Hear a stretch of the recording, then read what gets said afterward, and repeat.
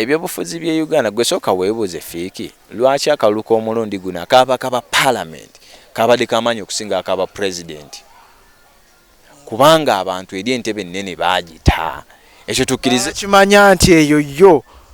tugivuddeko tetukyaso omuntu atukulembedde emyaka ana okuva 96 president Yoweri Kaguta Museveni ali ku ballot gwe kikyanjawulo kikyogenda okukola ekimujja mu bukulembeze nga yalonda akakiiko k'ebyokulonda yalina security byonna bibye ebikola akalulu sente yazi controllinga kati mukulu byabakama gomuyita musiru nyatule wali erubowa ku kitebe nti okusinziira Kyagulanyi yafunye obululu obungi era mulangiridde kuba president wa Uganda kanawe ku muntu amuwa omulimo goyinza ate okutema ettabi lyotuddeko eryomuti kiti kisoboka kati ye mukulu byabakama era nange simusuubira nti ayinza okubeera ng'akola eki kati mu kaseera kano ekitegeeza ekyo bwe kijja okubeera nti ne gavumenti ya Kyagulanyi oba oli awo bw'eriba etuuse terirangirira muntu mulala yenna ku buwanguzi paka Kyagulanyi ng'avudde ku ntebe obukulembeze obwo kuttootya fakita bw'abanga Kyagulanyi omusajja yakugamba n'abe nalemu bakyogera nalabye special envoy kisa kya mukama ng'akyogera nti omusajja President Yoweri Kaguta Museveni okutwala obukulembeze buno teyajja na kalulu yajja naki mundu kakali mukugira ku mundu gwe tosuubira nti akalulu kayinza okumutwala kiki eyogerede kisa kya mukama nakugamba nti mukulu byabakama nga yakyali mu ntebe kyamuleeta kyekiri mutwala kisobola okumutwala naye mu kaseera kano tosobola kulowooza nti ballot esobola okutwala President Yoweri Kaguta Museveni ate waliwo n'akantu gwe koota nalaba bwe twali tugenda akalulu ka 26 abantu basinga bagamba Besigye yakawangula naye tugenda okudda mu 2011 His Excellency Yoweri Kaguta Museveni yakubira waggulu nnyo Besigye wakati nga abantu bakyagamba Kyagulanyi yawangula akalulu ka 2021 2026 yamukubidde waggulu nnyo era Kyagulanyi bw'anadda mu kalulu ka 2031 nja kumwewuunya abamujeega ateekeddwa kudda oba oyise viivi nga bw'olaba Besigye kati Besigye yayiike viivi Kyagulanyi kati akkirize nti ekyoba president kiganyi bw'abadda kubaka bwa parliament addeyo ekyaddondo anti kati akaluluko ekisooka process yemu gye mwayitamu mu kalulu ka 2021 ne muwangulwa ye process yemu yaje muyise mu kalulu ka 2026 ne muwangulwa kitegeeza ye process yemu yaje mugenda okuyitamu ne mu kalulu ka 2023 bajja kubeera mu kalulu ak'omukolo kati mujje kitegeeza mujja kutuukiriza mukolo kyenkugambye nti bano ababaka abalala buli muntu anoonya kafo era nze singa kyali kisoboka nzi ebintu bimu byandikyusemu ne musemateeka nti entebe nnene mugireke tulonde bino ebifo by'ababaka kuba kati n'abantu essuubi lyabaweddemu erikukyusa obukulembeze abantu kyuke kati president bamulondere mu parliament eno tusigaze akalulu ka bonna kabere kababaka ba parliament n'ebifo ebirala era ne bwe tunaakyusa ne tugamba nti president tumulondere mu parliament era tugenda kusigala okulaba nti era NRM esigala erina enkizo kuba yesinga ababaka naye ekyo kisobola okuyambako olw'ensonga nti buli mubaka ajja kuteekawo amaanyi ag'enjawulo okulaba nti ssemateeka akyusibwe nga obwa president omuntu bwabugendako paka nga afudde si paka nga afudde naye tulina ndowooza mu kaseera kano Uganda kyeyeetaaga twetaaga dialogue okutula ku mmeeza nti n'opposition erina obuzibu wakati nga mukitegedde nti omulabe ali ogwo gwe tugendamu nti ye President Yoweri Kaguta Museveni kuba gwe balwanyisa okugyako entebe bonna gwe batunuulidde mulina okumanya nti tutudde ku mmeeza nga opposition tutujja abantu bameka President Yoweri Kaguta Museveni n'opposition omugwe tusimbe bwe tuba nga ndala gwazze ddala bwe kiba nti bonna tebaagala bufa ate tebali mu business beefunemu omuntu atya omanye nti Kyagulanyi amaanyi ogayina mu Buganda omanye nti Nandala w'amaanyi nnyo mu Eastern omanye nti badde ba presidential candidate abalala bajje bakampeyiningire ono okusinziira mu region zaabwe gye balina amaanyi fenna tugambe nti Mugisha muntu kwata Western gwe Nandala kwata wano Eastern gwe Mau kwata Northern Kyagulanyi kwata Buganda naye fenna tukungira omuntu atya omanye nti kuba buli omu alina amaanyi waali era ogenda okulanga buli muntu alina we yabadde n'enkizo mu ba presidential candidate kati mu kifo ky'okuleeta ba presidential candidate 7 okuvuganya omuntu omu President Yoweri Kaguta Museveni twekolemu omulimu abeere omuntu ogwo naye ffenna tugatta amaanyi gaffe mu regioni zaffe nti gwe kwata obwa western gwe kwata obwa central gwe kwata obwa western gwe kwata obwa eastern gwe kwata obwa northern ffenna tuli mu mugongo gwa muntu omwani gwe tulaba asinga amaanyi mu kaseera kano nti yono tujje naye buli muntu olaba nti ayaayana n'oli ng'akimanyi nti tagenda kubeera na buwanguzi naye nga ayaayanaga nange n'abaako bwenzita olw'okuba nti buli muntu abala bifo bye tunuulira n'ababaka bennyini kyegenda tulina okudda ku dialogue mutuule kubanga ekyo ekintu kyoggenamu mulete candidate omu kitegeeza nti mulina n'okubaako engeri gye mutematemamu ebifo nga muyingidde mu gavumenti nti bwema nkutte nze Kyagulanyi gwe Nandala nja kukuwaako nti oba ekifo ky'ababaka nja kukuwaayo 2 nti naawe nja kukuwa kino naawe nja kukuwa kino kubanga ebimu ku bisinga okumenya bwe muyingira into agreement abantu bakyuka kuba wadde nti kati abantu baagala Kyagulanyi akwate mu ntebe naye tetuli sure nti ate Kyagulanyi bw'anaayingira mu ntebe ate tabeere muzibu nnyo ng'ono aliko kuba Kyagulanyi asobola okujja muli ate n'abeera muzibu nnyo nogamba naye kale singa pulezidenti we Kaguta Museveni abadde kuba ffenna tetumanyi mbeera muntu gy'anaafaananamu kyegenda nti beetaaga oluvannyuma lw'okugenda mu ntebe ye dialogue gye twetaaga babikaanyeeko era buli muntu ayingire ng'akimanyi tugambe nti wadde lwakwefuula fiiki naye omusajja mwakkiriziganya bwekiti ne bwekiti nga ne bannansi bakimanyi ekirala twetaaga dialogue wakati wa pulezidenti we Kaguta Museveni naffe bannansi twetaaga peaceful transition kuba ekyamazima tukkirize tugaane His Excellency Yoweri Kaguta Museveni alabika mu kaseera kana naye atayinza okubeera ng'akirowoozaako naye twetaaga okulaba Uganda ekyusa obukulembeze mu mirembe nga tewali kuyiwa musaayi abantu baddemu n'essuubi ly'okulonda gw'okimanyi nti abantu miliyoni 10 tezaalonze abalonzi bwadde obukadde 11 abalonzi bali 21 obukadde 21 kati miliyoni 10 tolaba ng'ekintu kiba kinene nnyo kitegeeza nti abantu baweddemu essuubi nti nera ne bwe naagenda okulonda era nkimanyi nti gondi yajja okubeera ng'akola ki tulaba ne process y'okulonda akalulu nga bw'ebeera nti wakati ng'abamu bakana zine 11 ezaalonze nazo zennyini kugamba kubakubiriza nnyo abanze mu kalulu kano nalabye be basomba bagende balonde abalaba nga baba transport nti owaye gundi oli ludda wali nnyojje gundi nagisasula baba kubeera nga tebabasombye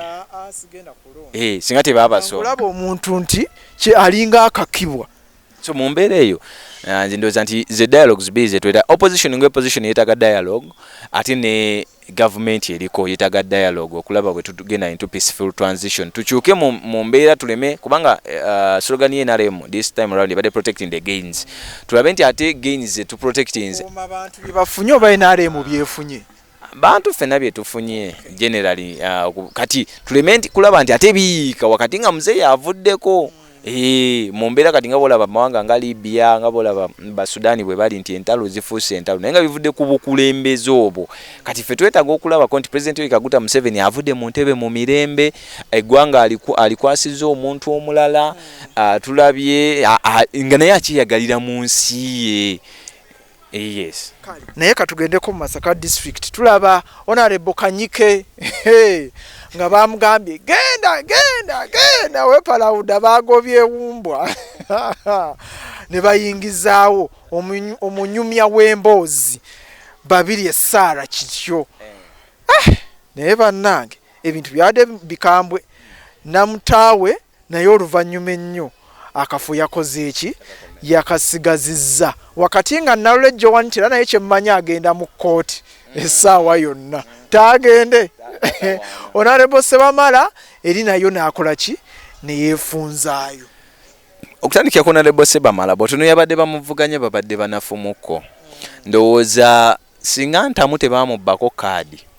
yandibadde mulala muko so yajja independent kabonero mukwewandisa yasanga akabonero bakabbye anti ye Jamiru yasooka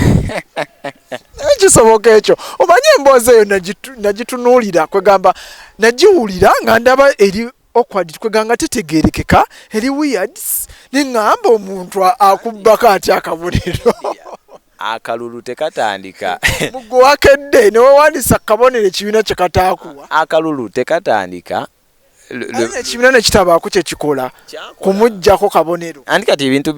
byantamu ebyo birabika byali mu syndicate mu kibiina kubanga NUP bakolanga mu ensobi nti ate tusoose gaba kaadi ate tuze ku ground tubuuziza ate tuzeemu tugabye kaadi kati tosobola kubeera ng'okola ebintu ebifaanaganako bwebi kyova nabo beetaaga okutereeza ssemateeka waabwe bagende mu nkola ng'abolaba akamyufu k'NRM. Olugambo oluyitiŋŋana nti kaadi baazigula bwe lubeerera olutuufu. In fact awo osobola era omuntu waddemba okuteekawo bwekityo nti buli muntu yateekayo essente kati Jamiru abbako antamu kaadi kati eyo factor yaliemu kubanga waliwo abazze nga ye zazze kutiikinga kabonero ye yawulira nti ntamu agenda okusanga manvuli anti jukira basooka ne batugamba nti Jamiru Kivumbi yali ku manvuli ate ne baddamu ne batugamba nti gundi yali ku ki ntamu yali ku manvuli ate jukira ne Kyagulanyi ye yakugamba nti wolaba manvuli kola ki tiikinga kati eyo factor yakosezza nnyo ntamu kuba yabadde ekumbiranye y'amaanyi ennyo ne Sebamala mugezi nnyo omanyi okibayita okujjayo yinkambe nti olina okukola ebintu bingi olina okuba nga olinako abantu abagezi bakagezi munnyo kyova olaba nti wano e Masaka mwabaddemu Namayanja okulaba nti bajjayo ba incumbent kubanga incumbent aba ayina enkizo y'amaanyi nnyo sente abaira aziina ground agiina abantu babeera bamumanyi nnyo so kati Bukoto Central Sebamala yabaterebuka nti ye alinamu ne factor nti ey'olutalo lwa DP wadde nga yaje naye yalaga nti nze nwana mawu olutalo nawo luyina engeri lwayongera okubeera nga lumusitula ngenze eri embalala beekubiddeyo naki kati nga yakugamba nti nze President wange ye Kyagulanyi era nga yeza n'obusobozi abulina Sebamala obusobozi abuyina okola kwayina byakoze mu constituency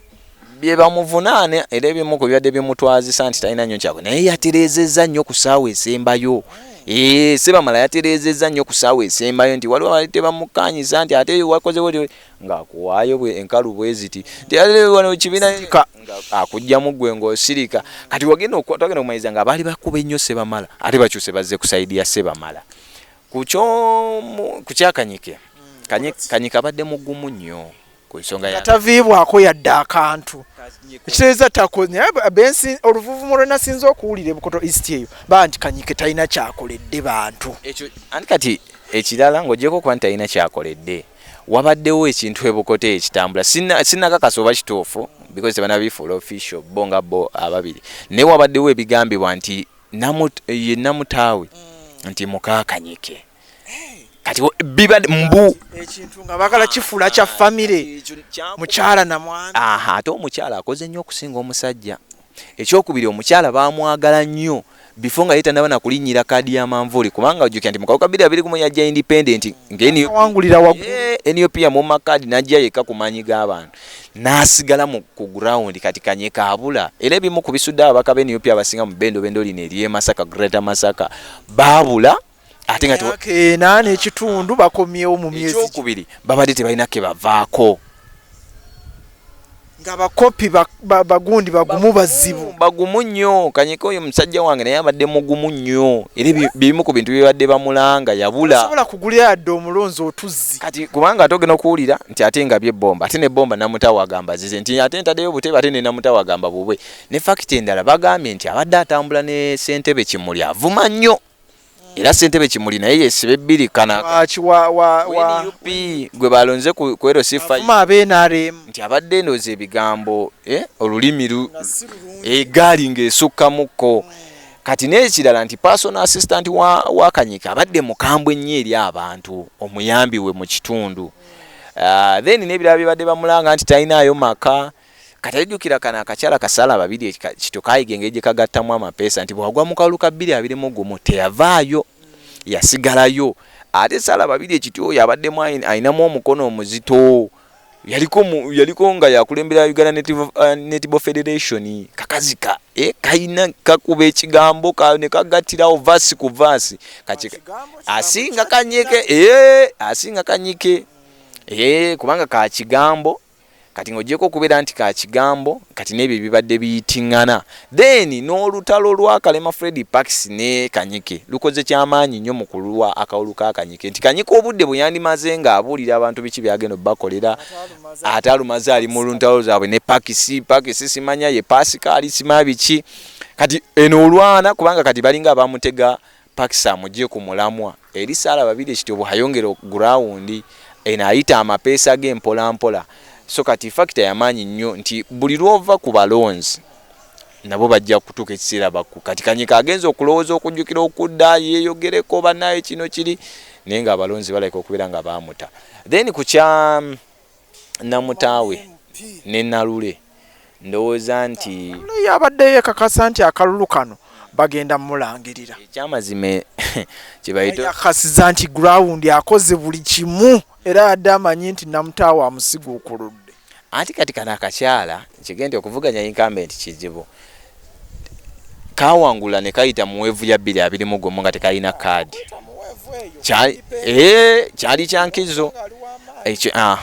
ekyokubiri kasigalako ku ground ate ekigambo kye nayogedde ku Sebina ye Namutaawe nti Namutaawe yasigala nga muntu wa ground ojja musanga n'omulimi kubeera mu parliament ku fulo nga ayogera ateesa buli kimwe amabago era kyova nti lweyasitukako olulimi lwakwata mukazi wattu ne lugaana naye ye wa ground ogenda musanga n'omulimi w'enkoko ogenda musanga naki gwaga ye wa ground ye nti abantu beeri bamutegera mbwa Namutaawe bwe bwafukamira bwabuuza bwakola ki abeera mu bantu tabavaamu kati ekyo kyamuyambye nnyo nti kaadi yamuyambyeko ng'eyamanvuuli naye ate naye ng'omuntu olw'amaanyi ge yasigala n'ebintu byabakoledde nti abantu baazibuka ne bamanya nti bino Namutaawe yali mu bikola si Kanyike ngaani nga Kanyike bomba azigabye enkumbi azigabye ate ye tabadde nnyo mu ntalo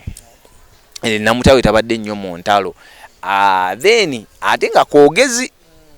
kati ono yekolera bintu bye ku ground Nalule ekibadde kikyamulemeredde bwogezi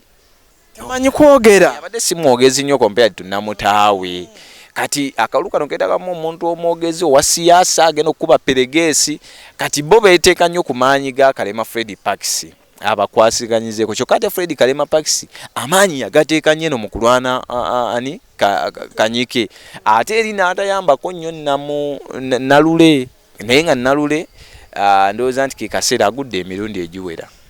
yasooka ggwanga tukyali wano mu site ne basalako n'agenda eri ne kati yakagwa emirundi ebiri kitegeeza gye myaka nga 15 naye asigaleko ng'akola yakeesibayo mirundi 3 guno gwakusatu